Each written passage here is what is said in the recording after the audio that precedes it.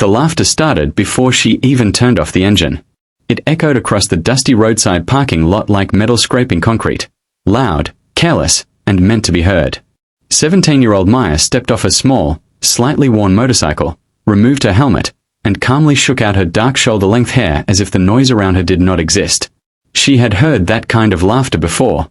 What mattered was not the laughter. What mattered was what always happened next. The group of bikers leaned against their heavy chrome machines, leather vests covered in patches, boots thick with road dust.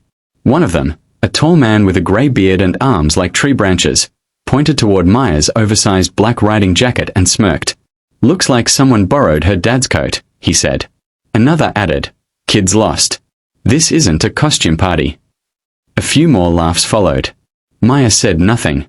She simply zipped the jacket a little higher, slung her backpack over one shoulder, and walked toward the diner entrance.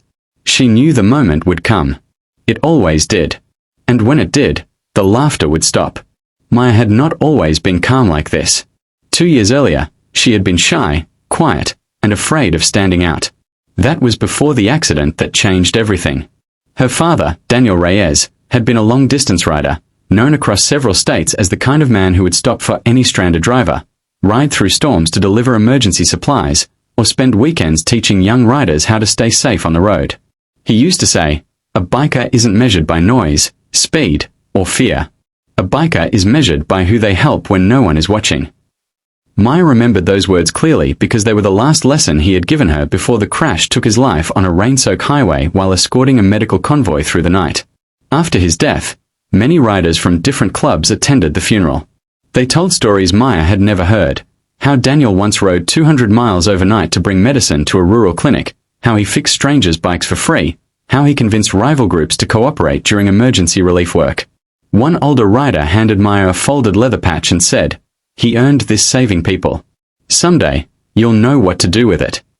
For months she kept the patch hidden in a drawer. She thought she was too young, too inexperienced, too small to carry something that heavy with meaning. But grief has a strange way of turning fear into determination.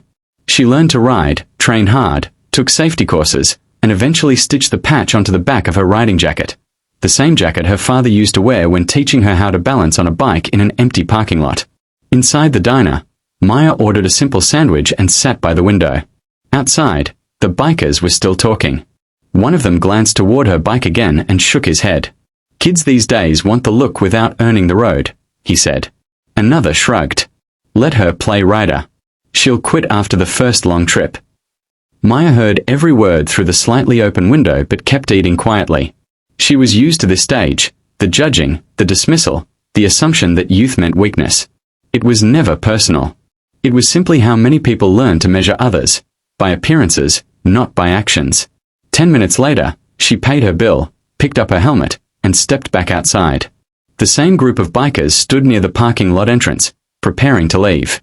As Maya walked toward her motorcycle, the tall grey-bearded man noticed the back of her jacket clearly for the first time. His expression changed. The smile faded. He stepped forward slightly, eyes narrowing, not in anger but in recognition. "Wait," he said quietly. "Where did you get that patch?" The laughter disappeared as quickly as it had started. The other riders turned to look. Stitched across the back of Maya's jacket was a worn leather emblem, a small winged road symbol surrounded by the words Riders Relief Network, on a member.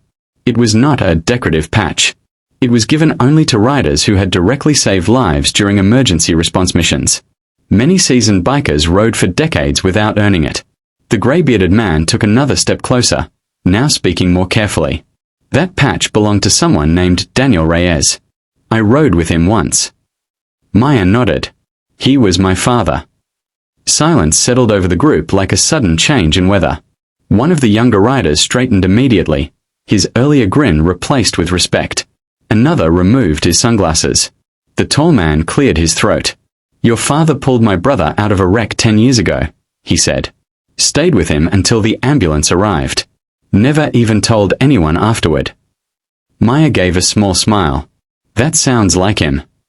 For a moment, no one spoke. Then the grey-bearded man extended his hand. "Name's Carl. Sorry about earlier." Maya shook his hand calmly. "It happens a lot." Their conversation was interrupted by a loud screech from the far side of the highway. A small delivery van had swerved sharply to avoid debris and now sat tilted near the roadside barrier, smoke rising faintly from under the hood.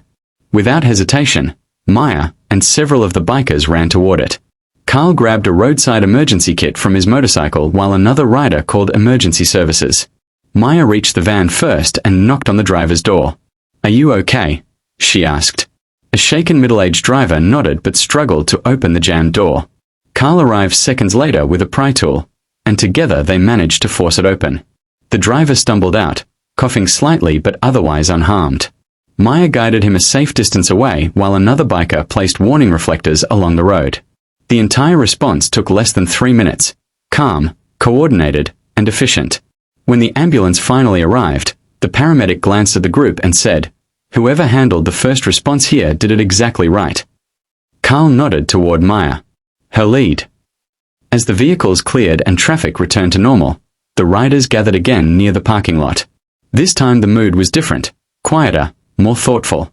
One of the younger bikers looked at Maya's motorcycle, then back at her. "How long have you been riding?" he asked. "About 2 years," she replied. "Still learning." Carl shook his head slightly. "We've got riders with 20 years who don't stay that calm in an emergency." Maya shrugged. "My dad always said panic wastes time people might not have." Carl studied the patch again, then looked at the rest of the group. "Boys," he said, "we laughed before we looked. That's on us." Another rider nodded. "Happens too often." Maya adjusted her helmet strap. "It's okay. Most people decide what someone is worth before they know their story. I used to do the same thing." Before leaving, Carl reached into one of his saddlebags and pulled out a small rectangular pin shaped like a compass. "We give this to riders who step up when it counts," he said. "Not official, just something our group started. You earned it today." Maya hesitated. "I just helped." Carl smiled. "Exactly." She accepted the pin and attached it to the front pocket of her jacket. For the first time since arriving, the group of bikers who had laughed earlier now stood in a loose circle around her, not as critics but as fellow riders sharing the same road. Engines started one by one, the deep rumble echoing across the highway. Carl lowered his visor and said, "Your father would be proud." Maya started her own smaller bike, the engine sounding lighter but steady. "I hope so," she replied. As she rode away, the afternoon sun stretched long shadows across the pavement, and the wind pressed softly against her jacket, the same jacket that had once seemed too big, too heavy, too important for her to wear. She remembered the first day she stitched the patch onto it, her hands trembling slightly, wondering whether she deserved to carry it. Now she understood something her father had tried to teach her years ago. Respect is not demanded, and it is not given because of age, size, or appearance. It is built quietly, moment by moment, through the choices people make when no one is expecting anything from them. Somewhere behind her, the group of bikers merged onto the highway, their formation steady, their earlier laughter replaced with a different kind of silence, the kind that comes when people realize they have just been reminded of what truly matters. Maya accelerated gently, eyes focused on the open road ahead, knowing that the patch on her back did not represent who she already was. It represented who she had chosen to become, someone who shows up, someone who helps, someone who keeps riding forward no matter who laughs at the beginning, because sooner or later, actions speak louder than every doubt left behind.